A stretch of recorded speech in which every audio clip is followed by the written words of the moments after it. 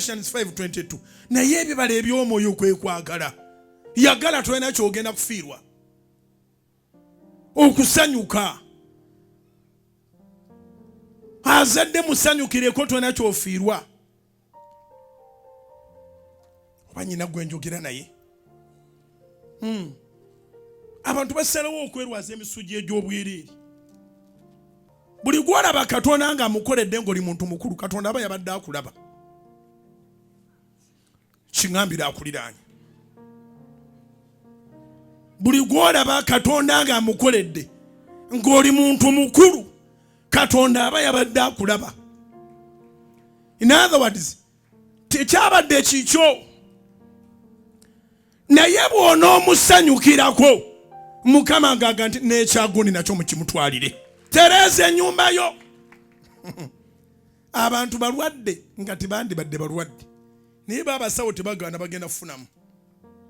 Gwe lwala nnyo pressure weefuula alina depression beera ne stress. Lwaki lwofunye tobirwala?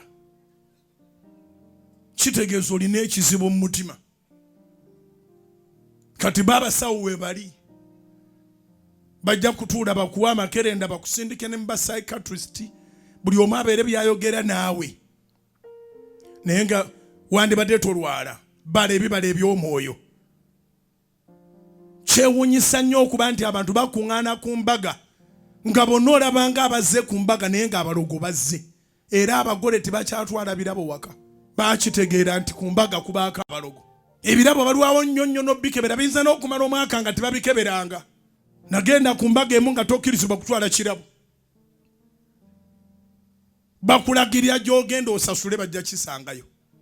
Nagenda ku mbaga emu bampeereza kaadi ne bampeereza ne bagamba naye bw'oba oyagala otuwa ekirabo ne bampa ettundiro ly'emmotoka ne bampa ettundiro ly'ebintu ebikalu ne bandagirya petrol station oyinza okuba nga gw'oyagala gula mafuta ne bandagirya wooteeri baateekako endagiro nti bw'oba oyagala kutuwa ebirabo genda ku Serena genda mu Toyota Uganda Limited genda ku Shero genda ku Acacia gw'oleeta vocha basindikire vocha ebirabo bajja byenonera baakoowa abalogo atannakola mbaga akuwandikako pye.